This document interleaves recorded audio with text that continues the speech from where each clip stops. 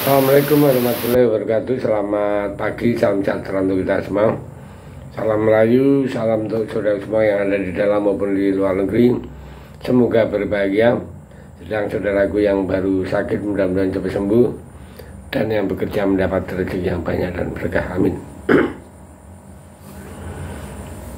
Tadi malam timnas Indonesia dibantai oleh Jepang 6-0. Aduh, rasanya ya gimana ya, namanya timnya kesayangan kita kalah. Tapi nggak apa-apa lah, itu bagian dari perjuangan timnas Indonesia ya.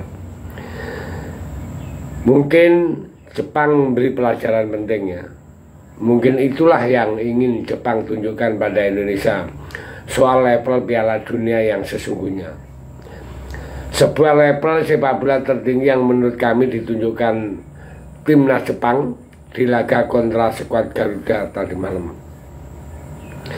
Jepang memainkan sepak bola terbaik dengan pressing tinggi, umpan kaki yang sempurna hingga skill individu yang menawan. Alhasil kita kalah telak di laga ini. 6 gol berhasil diciptakan pasukan Samurai Biru tanpa bisa kita balas. Dan sekali lagi ini adalah pelajaran berharga bagi skuad Garuda. Harus meningkatkan kualitasnya jika ingin bersaing di pentas dunia ya. Terus bagaimana tim Asan Memarasu menunjukkan seperti apa kualitas tim kuda hitam di ajang Piala Dunia ya.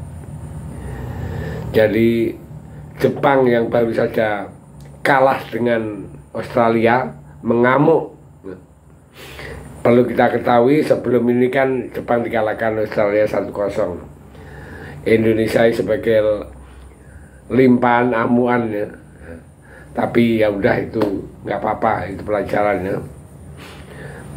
Dan untuk para penggemar di kandangnya sendiri, pada terakhir di babak kualifikasi Piala Dunia itu memang luar biasa ya. Main di kandang dengan euforia Piala Dunia ya.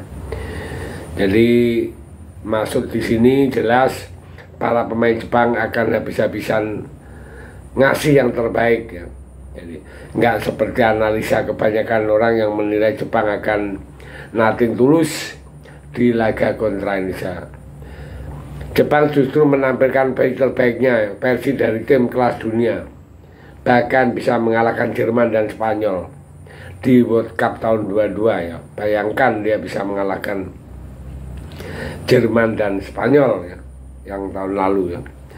Mereka menekan sejak awal laga, melakukan pressing tinggi, dan itulah membuat para pemain timnas Indonesia nampak sangat kesulitan.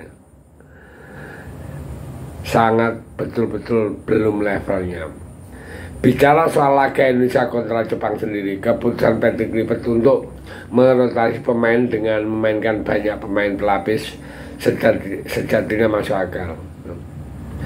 Terkhusus jika mengingat laga ini tak memberikan dampak apa-apa usai kita sudah lolos di ronde 4. Sayang, perubahan pemain nampaknya membuat tim ini belum padu, dan hal ini diperparah dengan pressing super ketat yang dilakukan oleh Kubo dan kawan-kawannya. Hasilnya ya hanya butuh waktu kurang dari 20 menit Jepang sudah unggul 2-0 nih.